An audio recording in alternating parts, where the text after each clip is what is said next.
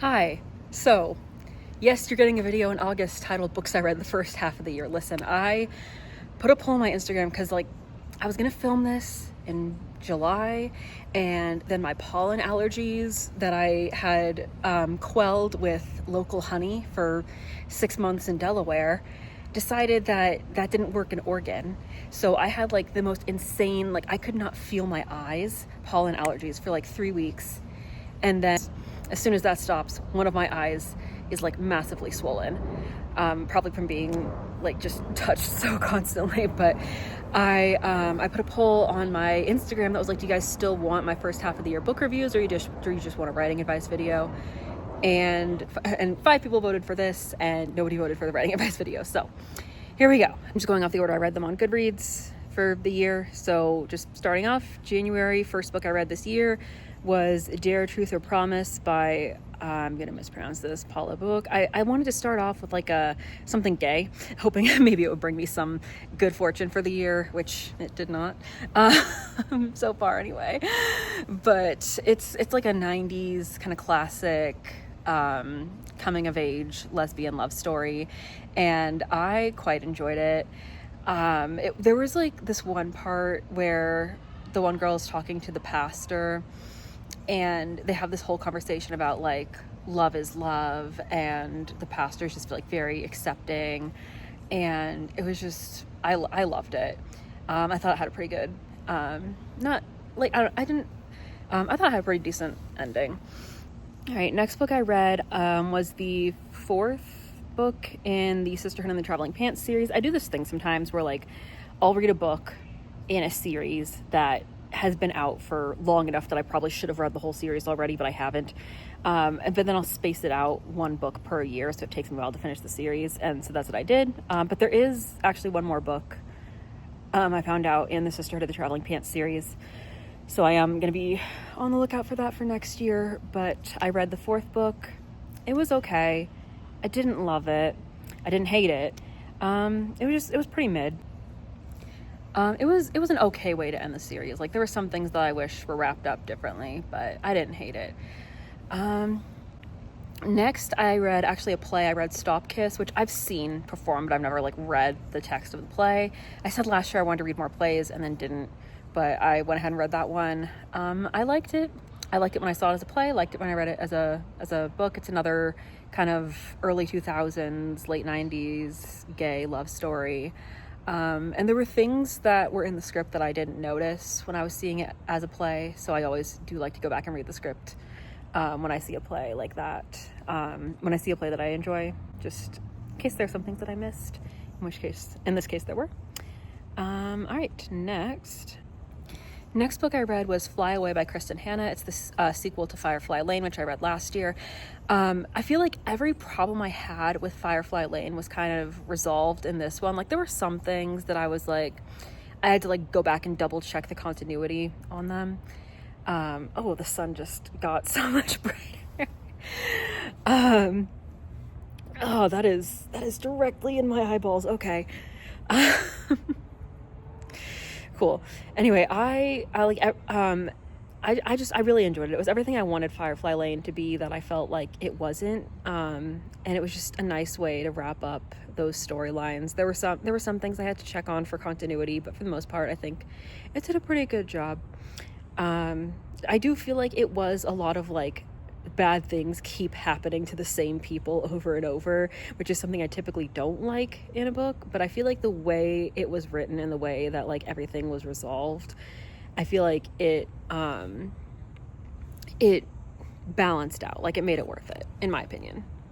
The next book I read was The Truth About Forever by Sarah Dessen. I kept seeing people talk about their favorite classic YA authors, and I've read a lot of Sarah Dessen books. I read so many of them in high school, but everybody was raving in this it was a Tumblr post or something, or Reddit post, raving about The Truth About Forever, and I realized I had never read that one, but I had it on my bookshelf. I had apparently bought it when I worked at a thrift store, so I went ahead and read it, and it was really good. I very much enjoyed it. It was very of its time in some ways, but I read a Sarah Dessen book last year. I forget which, it was Keeping the Moon or something, and I definitely enjoyed this one a lot more. She was one of my favorite authors when I was in high school, Now she's just kind of a nostalgia look back read kind of thing. But yeah, I really enjoyed that book. I thought it was one of her best books. It lived up to the hype. Then I finally got my hands on Girls Like Girls by Haley Kiyoko. I actually haven't seen the movie yet. I know. It's just one of those things. I read the book so recently that I don't want the movie to like take away from what I got out of the book yet. If I'd read the book when it came out, like I probably should have, then I'd be great to see the movie right now. But I need some more time to process the book, because that book was so good. And like, I know she was very, very involved in the making of the movie, so it's not going to be like a typical book movie that like ruins the whole thing. But I'm still just not ready to possibly see some of my favorite moments like skipped over or changed. I really, really liked that book. Like it got me very emotional. I finished it very late at night, like stayed up late to finish it because I had to keep reading. Yeah, like no notes.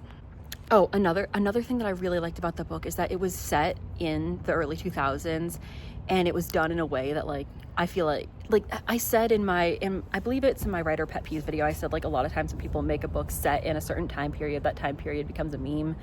But when I read a book that's set in an earlier time period, I want to feel like I could have just gone to the store during that time period, taken this book off the shelf and read it, and it wouldn't have been a big deal. Like it would have made sense in that time period. And that's how I feel about Girls Like Girls. I feel like it would have made sense if I had taken it off the shelf in 2006 and read it then. Then I read Persepolis, R.I.P. Marjane, but I read Persepolis.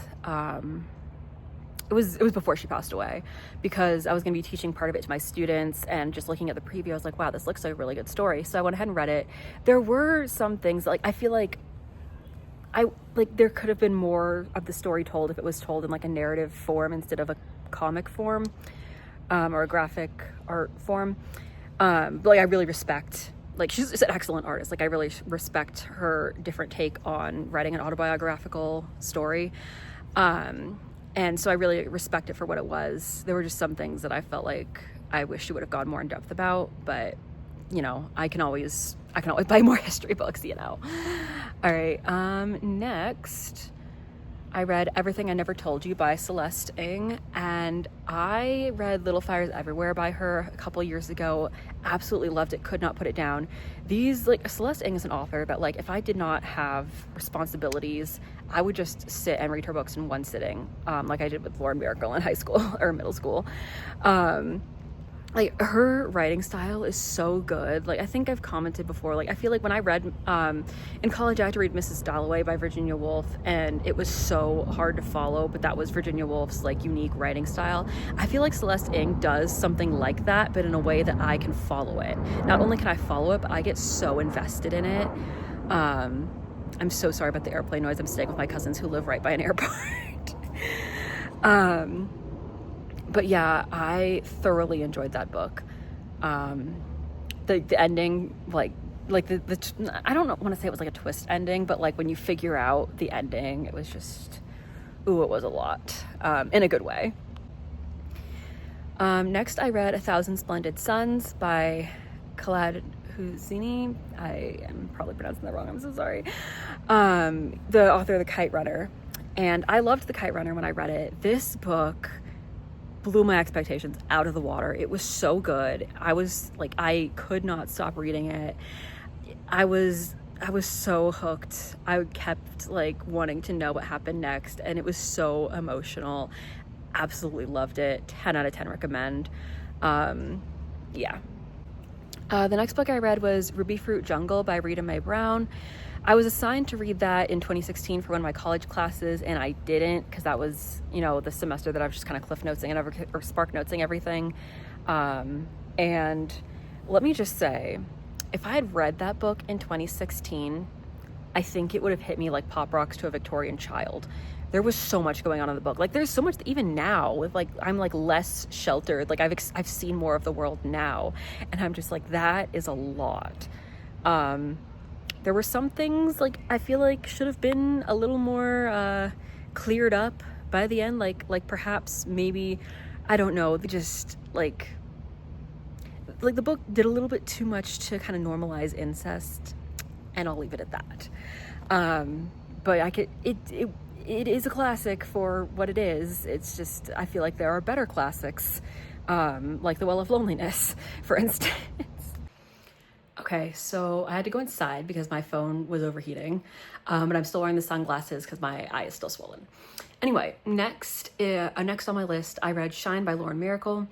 It was okay. Like, I did really enjoy the story. There were some things that I could have done without, like the way Enemies to Lovers was done. Wasn't really a big fan of it. Like, I didn't hate it, but it's one of those things that's like wasn't really necessary.